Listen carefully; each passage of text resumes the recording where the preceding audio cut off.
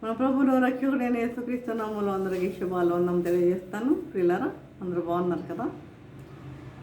చూడండి, ఇది ఎందుకు ఏర్పడితే మన లేఖన భాగం చూసినట్లయితే యోహాను సువార్త 5వ అధ్యాయము. ఆ తర్వాత యూదుల పండుగ ఒకటి వచ్చాను కనుక యేసు యెరూషలేమునకు వెళ్ళిను. ప్రార్థన చేసుకున్నాం. పరిశుద్ధుడా, ప్రేమగల తండ్రి, ఈ పరిశుద్ధ పాదము స్తుతము దేవా ప్రభా. తండ్రి, ఇంతకునైనా ప్రభా సత్యువులు కొంచెం విధానం పట్టినైనా మీకు వందనం తెలియజేసుకుంటున్నాము తండ్రి. ఇవనైనా మేము వాక్యం ధ్యానించుకుంటుండగా మీరు మాతో ఉండండి, మాతో ఉండి నడిపించండి ప్రభా. తండ్రి, ప్రతి ఒక్కరి తండ్రి వినగల చెవులు గ్రహించగల మనసును వాక్యానుసారంగా జీవించే జీవితం దయచేయండి నాయన ప్రభా. నాయన నన్ను నీ ఇల్లు చట్టున మరుగుపరచండి నా మరుగుపరచండి నాయన ప్రభా.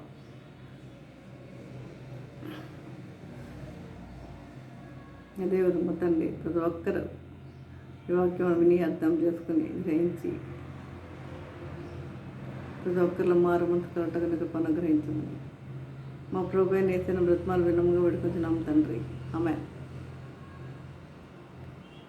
చూడండి, ఈ దినముకే ఏర్పాటు చేయబడిన అంశం ఏంటంటే స్వస్థపడగోరుచున్నావా.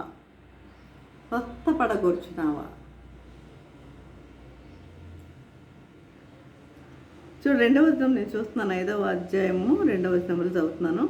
యెరూషలేములో గొర్రెల ద్వారం దగ్గర హెబ్రీ భాషలో బెతెస్దా అనబడిన ఒక కోనేరు కలదు. దానికి 5 మంటపములు కలవు. ఆయా సమయములకు దేవదూత కోనేటిలో దిగి నీళ్లు కదిలించుట కలదు. నీళ్లు కదిలింపబడిన పిమ్మట మొదట ఎవడు దిగునో వాడు ఎట్టి వ్యాధి గలవాడైనను బాగుపడను గనుక ఆ మంటపములలో రోగులు, గుడ్డివారు, కుంటివారు, ఊచకాలు చేతులు గలవారు గుంపులుగా పడి ఉండిరి. ఇక్కడ మనం చూసినట్లయితే యెరూషలేములో అసలు ముందు ఆ ప్రభువారు యెరూషలేముకు వెళ్ళినప్పుడు జరిగిన సంఘటన ఏమిటో ఒకసారి చూద్దాం. యోహాను సువార్త 2వ అధ్యాయము 13వ వచనం చూసినట్లయితే 2వ అధ్యాయము 13వ వచనం చూసినట్లయితే యూదుల పస్కా పండుగ అంటే ఆ ప్రభువారు ఎందుకు వచ్చారు అక్కడికి? పస్కా పండుగకి. అంటే లేవీకాండం 23వ అధ్యాయంలో మనం చూసినట్లయితే యూదులకు 7 పండుగలు ఉన్నట్లుగా మనం చూస్తాం. కానీ అందులో ముఖ్యమైన పండుగలు ఏంటంటే పస్కా పండుగ, పెంతెకొస్తు పండుగ, పర్ణశాలల పండుగ. అయితే ప్రభువారు పస్కా పండుగకి వచ్చినట్లుగా చూస్తున్నాం. యేసు ప్రభువారు యూదుల పస్కా పండుగ సమీపింపగా యేసు యెరూషలేముకి వెళ్ళి దేవాలయములో ఎడ్లను, గొర్రెలను, పావురములను అమ్మవారును, రోగులు మార్చేవారును కూర్చుండుట చూచి. చూడండి, ఆ దేవాలయములో జరగవలసింది ఏంటి? ఆరాధన, దేవుని స్తుతించటం, దేవుని మహిమపరచడం, ఇవేమి లేవు అక్కడ. కానీ ప్రభువారు వెళ్ళినప్పుడు అక్కడ జరిగింది ఏంటంటే అక్కడ అది ఒక వ్యాపార స్థలముగా మార్చివేసినట్లుగా ఆయన గమనించారు. దేవాలయంలో ఎడ్లను, గొర్రెలను, పావురములను, అమ్మవారును, రోగులు మార్చేవారును కూర్చుంట చూచి త్రాళ్లతో కొరడాలు చేసి గొర్రెలను, ఎడ్లన్నింటినీ దేవాలయంలో నుండి తోలివేసి రోగులు మార్చేవారి రోగులు చల్లి వేసి వారి బల్లలు పడద్రోసి పావురములు అమ్మవారితో వీటిని ఇక్కడ నుండి తీసుకుని పొండి, నా తండ్రి ఇల్లు వ్యాపారపుడి ఇల్లుగా చేయకూడని చెప్పాను. అది జరిగిన సంగతి. అంటే ప్రభువారు పస్కా పండుగకి వచ్చినప్పుడు ఆయన వెళ్ళింది ఎక్కడికి? ముందుగా యెరూషలేముకి వెళ్ళారు. యెరూషలేములో దేవాలయం ఉందని మనకు తెలుసు కదా, యెరూషలేము. అయితే ఆ దేవాలయంలో జరుగుతున్న కార్యాలు ఏంటి? ఆ దేవాలయంలో వారందరూ ఏం చేస్తున్నారు? వ్యాపారముగా మార్చివేసినట్లుగా చూస్తున్నాం. అక్కడ ఆరాధన అనేది లేదు, అక్కడ నిలిచిపోయింది. ఆరాధన లేదు, స్తుతి గీతాలు అనేవి లేవు, వాక్యం అనేది లేదు, ఏమి లేదు. కానీ అక్కడ వీరేం చేస్తున్నారు? వ్యాపారముగా మార్చివేసినట్లుగా చూస్తున్నారు, చేశారు. వ్యాపారముగా మార్చివేసినట్లుగా దేవాలయాన్ని. కాబట్టి ప్రభు ఏం చేశారంటే నా తండ్రి ఇల్లు వ్యాపారపు ఇల్లుగా చేయవద్దు అని చేయకూడని చెప్పాను. కాబట్టి ఈ విధముగా ప్రభు యెరూషలేముకు వెళ్ళగానే జరిగిన సంఘటన అది అన్నమాట. కాబట్టి తర్వాత యెరూషలేములో గొర్రెల ద్వారం దగ్గర హెబ్రీ భాషలో బెతెస్దా అనబడిన ఒక కోనేరు ఉంది. ఒక కోనేరు కలదు. దానికి ఇన్నున్నాయట, 5 మంటపములు కలవు. 5 మంటపములు కలవు. 5 మంటపములు. 5 మంటపములు దేనికి సాదృశ్యం అంటే 5 కాండాలకు సాదృశ్యము. 5 కాండాలకు అంటే పాత నిబంధనలో ఉన్న 5 కాండాలు. ఆది కాండము, నిర్గమ కాండము, లేవియ కాండము, సంఖ్యాకాండము, ద్వితీయోపదేశ కాండము. ఈ 5 కాండాలకు సాదృశ్యము ఈ 5 మంటపములు. ఆయా సమయంలో దేవదూత కోనేటిలో దిగి నీళ్లు కదిలించుట కలదు. ఆయా సమయాలలో దేవదూత ఏం చేసేదంట? దేవదూత నీళ్లు కదిలించేదంట. నీళ్లు కదిలించినప్పుడు ఎవరైతే ముందు ఆ నీటిలో అడుగు పెడతారో వారు స్వస్థపరచబడతారు. అక్కడ ఎంతమంది ఉన్నారండి రోగులు? ఎంతమంది కుప్పలుగా ఉన్నారు కదా రోగులు. ఎంతమంది ఉన్నారు? గుడ్డివారు, కుంటివారు, ఊచకాల చేతులు కలవారు, ఎంతమంది రోగులు ఉన్నారు వాళ్ళు. అయితే ఈ విధముగా అసలు బెతెస్దా అనగా అర్థం ఏంటి? కనికర గృహము. ఇంత కరుణగల గృహము, కనికర గృహము. బెతెస్దా అంటే కనికర గృహము. కాబట్టి దీన్ని ఆనుకొని ఒక కోనేరు కూడా ఉంది ఇక్కడ. కాబట్టి ఈ విధంగా మరి ఆయా సమయంలో దేవదూత కోనేటిలో దిగి నీళ్లు కదిలించగలదు. నీరు కదిలింపబడిన పెంబట మాత్రం ఎవడు దిగును, ఎట్టి వ్యాధి గలవాడైనను బాగుపడును గనక ఆ మంటపంలో రోగులు, గుడ్డివారు, కుంటివారు, ఊచకాల చేతులు గలవారు గుంపులుగా పడి ఉండిరి. ఇక్కడ చూసినట్లయితే అక్కడ 38 ఏండ్ల నుండి వ్యాధి గల ఒక మనుష్యుడుండెను. ప్రభు యొక్క దృష్టి ఎవరి మీద పడింది? 38 ఏండ్ల నుండి వ్యాధి గల ఒక మనుష్యుడుండెను. యేసు వాడు పడి ఉండటం చూచి వాడప్పటికీ బహుకాలము నుండి ఆ స్థితిలో ఉన్నాడని ఎరిగి, బహుకాలము నుండి ఆ స్థితిలో ఉన్నాడని ఎరిగి ఏమడుగుతున్నాడు ఆ వ్యక్తిని? స్వస్థపడగోరుచున్నావా అని వాడిని అడగగా, స్వస్థపడగోరుచున్నావా అని అడగగా, ఇది దేనికి మనకి మాదిరి కనిపిస్తుంది అంటే, మనకి అపోస్తల కార్యములు మనం చూసినట్లయితే 3వ అధ్యాయం, అపోస్తల కార్యములు 3వ అధ్యాయం 1 నుండి 5వ వచనం చూసినట్లయితే, పగలు 3 గంటలకు ప్రార్థనా కాలంలో పేతురును యోహాను దేవాలయంలోకి ఎక్కి వెళ్ళుచుండగా పుట్టినది మొదలుకొని కుంటివాడైన ఒక మనుషుడు మోసుకుని పోబడుచుండెను. కుంటివాడు మోసుకుని పోబడుచుండెను. వాడు దేవాలయంలోకి వెళ్ళి వారిని భిక్షమౌటకు కొందరు ప్రతిదినము వారిని శృంగారమును దేవాలయపు ద్వారం వద్ద ఉంచుచూ వచ్చిరి. పేతురును యోహాను దేవాలయంలో ప్రవేశించబోనప్పుడు వాడు చూచి భిక్షమడగగా, వారిని చూచి భిక్షమడగగా పేతురును యోహాను వారిని తేరి చూచి మా తట్టు చూడుమనిరి. ఏమన్నారు? మా తట్టు చూడమనిరి. ఇక్కడ కూడా ప్రభు ఏమంటాడు? నువ్వు స్వస్థపడగోరుచున్నావా అంటున్నాడు. స్వస్థపడగోరుచున్నావా అని అడగగా ఆ రోగి, అయ్యా, నీళ్లు కదిలింపబడినప్పుడు నన్ను కోనేటిలోనికి దించుటకు నాకు ఎవడునూ లేడు గనక, నాకు ఎవడునూ లేడు. ఎవరికి వాళ్ళు స్వస్థపడాలని కోరిక ఉంటుంది, ఒకరికి ఒకరు సహాయం చేయాలనే ఆలోచన ఆ టైంలో ఉండదు. కనుక మరి నీళ్లు కదిలింపబడినప్పుడు నన్ను కోనేటిలో దించుటకు నాకు ఎవడూ లేడు కనుక నేను వచ్చినంతలో మరి ఒకడు నాకంటే ముందుగా దిగునని ఆయనకు ఉత్తరం ఇచ్చాను. యేసు ఏమంటున్నాడు? నీవు లేచి నీ పరుపెత్తుకుని నడువమని వానితో చెప్పగా, నీవు లేచి నీ పరుపెత్తుకుని నడువమని వానితో చెప్పగా వెంటనే వాడు స్వస్థత నొంది తన పరుపెత్తుకుని నడిచెను. ఆ దినము విశ్రాంతి దినము. విధంగా ప్రభు చేసిన అద్భుత కార్యాలన్నీ కూడా విశ్రాంతి దినములప్పుడే చేసినట్లుగా మనం చూస్తాం బైబిల్ గ్రంథంలో. కనుక అంటే ఏంటి, విశ్రాంతి దినానికే మన ప్రభు కదా. కాబట్టి ఆ దినము విశ్రాంతి దినము. ఇక్కడ కూడా చూసినట్లయితే 38 ఏండ్లు కూడా దేనికి సాదృశ్యంగా మనకు కనపడుతున్నాయంటే, ఒకసారి ద్వితీయోపదేశ కాండము 2వ అధ్యాయం 14వ వచనం చూసినట్లయితే, ద్వితీయోపదేశ కాండము 2వ అధ్యాయము 14వ వచనం చూస్తే,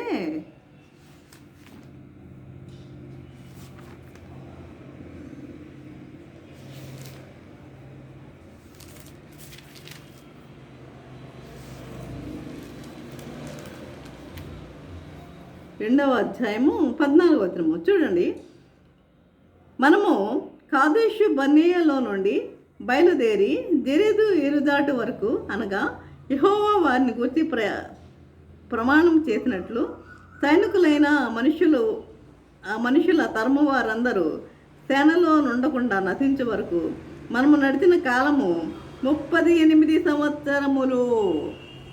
మనము గడిచిన కాలము ఎన్ని సంవత్సరాలంట?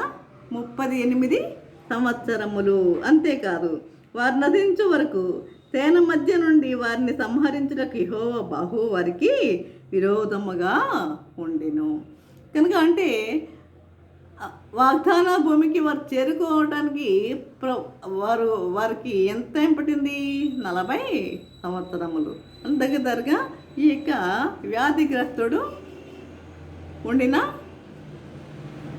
ఆ వ్యాధిగ్రస్తుడు ఉన్న సంవత్సరములు అనమాట, 38 సంవత్సరములు.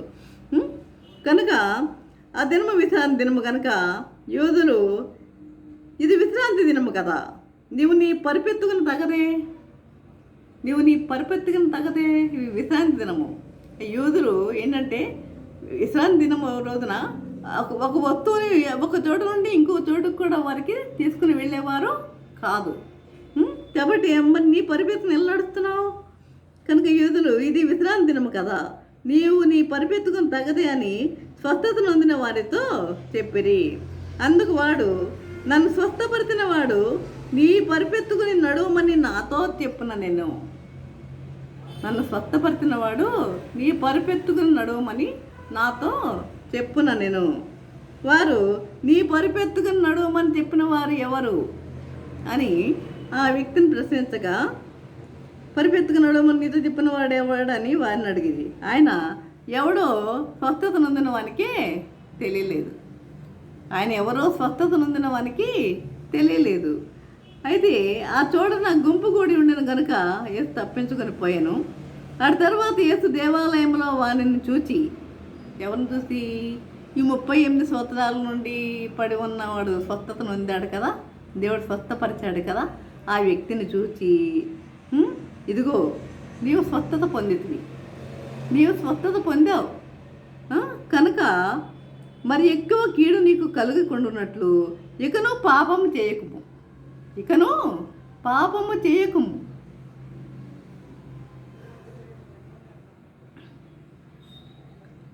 మరి ఎక్కువ కీడు నీకు కలగకుండానట్లు ఇకను పాపం చేయకమని చెప్పగా, వాడు వెళ్ళి తన్ను స్వస్థపరిచిన వాడు యేసు అని యూదులకు తెలియజెప్పాను. ఈ స్వస్థపడబడినవాడు అసలు ప్రభుకి కృతజ్ఞతలు తెలియజేయలేదు. కానీ నన్ను స్వస్థపరిచిన వాడు యేసు అని తెలియజేసినట్లుగా మనం ఇక్కడ చూస్తున్నాం. యేసు అని తెలియజేసినట్లుగా యేసు అని యూదులకు తెలియజెప్పాను. అయితే చూడండి, పాపానికి జీతం మరణం, రోగాలు కూడా అలాగే. పాపం వల్ల వచ్చేవి కూడా రోగాలే వస్తాయి మన యొక్క పాపముల వల్ల. కాబట్టి అందుకే అంటున్నాడు ప్రభు అతనితో, ఏమంటున్నాడు? నువ్వు స్వస్థ పొందావు కదా, ఇంకా ఎక్కువ కీడు చేయొద్దు. మరి ఎక్కువ కీడు నీకు కలుగుకుంటున్నట్లు ఇక నీవు పాపం చేయకు. ఎన్ని సంవత్సరాల నుంచి పడి ఉన్నాడు అక్కడ? 38 సంవత్సరాల నుంచి పడి ఉన్నాడు. అలాంటి వాని మీద దేవుడు కనుదృష్టి ఉంచాడు అంటే దేవుని యొక్క ప్రేమ ఎంత గొప్పదో ఒక్కసారి ఊహించండి. 38 సంవత్సరాల నుండి మరి అక్కడ పడి ఉన్నాడు అంటే ఆయన యొక్క ప్రేమ శాశ్వతమైనది.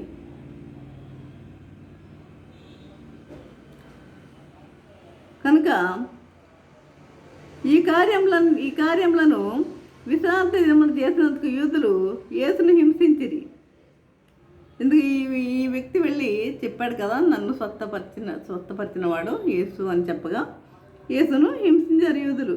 అయితే యేసు ఏమంటున్నాడు, నా తండ్రి ఇదివరకు పని చేయుచున్నాడు, నేనును చేయుచున్నాను అని వారికి ఉత్తరం ఇచ్చాను.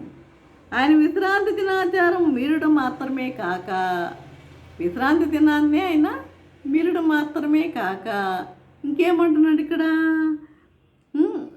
దేవుడు తన సొంత తండ్రి అని చెప్పి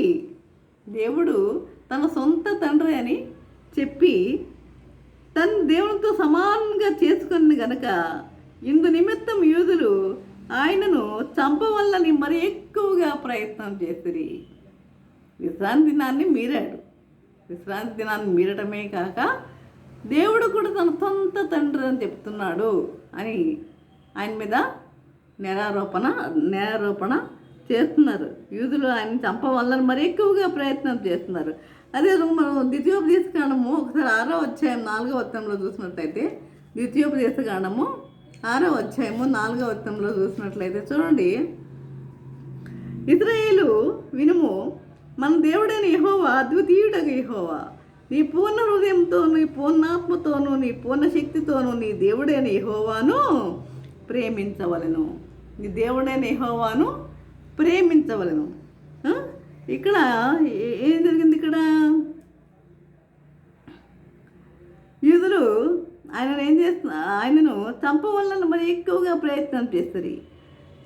కనుక అప్పుడు చూడండి, ఆయనను నేరారోపణ చేసేటప్పుడు కూడా పిలాతు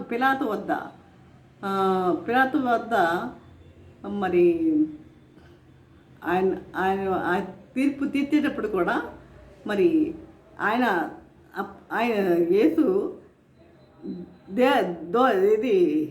దేవదూషణ చేశాడని నేరం మోపారు. ఈ నేరం మీదే ఆయనను సిలువ శిక్ష విధించినట్లుగా మనం చూస్తున్నాం. ఈ నేరం మీదనే ఒకసారి చూడండి, యోహాను సువార్త 19వ అధ్యాయము 7వ వచనం. అంటే దేవుడే తన తండ్రిగా చెప్పుకున్నాడు, దేవదూషణ చేశాడు. ఇక మనకేం పని లేదు, ఏ సాక్షులతో మనకు పని లేదు, అసలు వేయిద్దాం అని ఈ నేరం మీదనే ఆయన ప్రభుకి సిలువ శిక్ష విధించినట్లుగా మనం ఇక్కడ చూస్తున్నాం. అంటే 19వ అధ్యాయం, యోహాను సువార్త 19వ అధ్యాయము 7వ వచనం.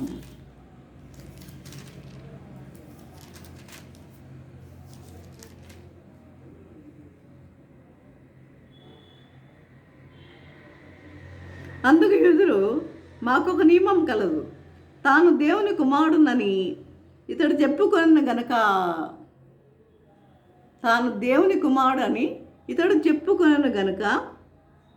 ఆ నియమం చొప్పున ఇతడు చావవల్లని అతనితో చెప్పిరి. అతనితో అంటే గవర్నర్ అయిన పిలాతుతో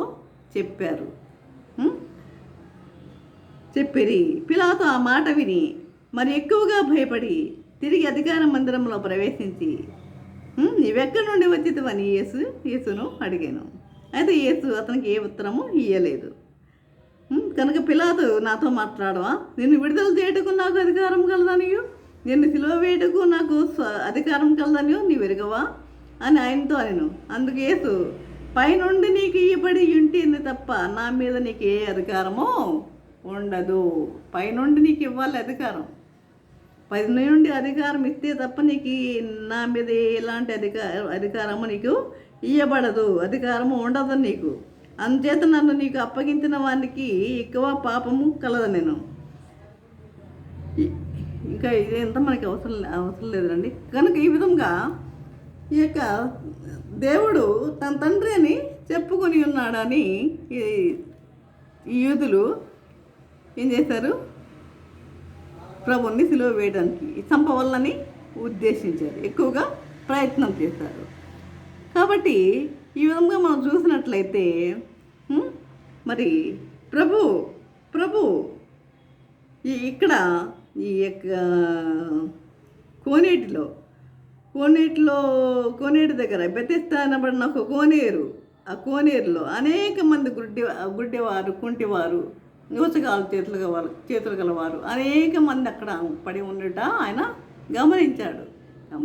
కానీ చివరికి ఆయన ఎవరి వద్దకు వచ్చాడు? ఎంతో కాలము నుండి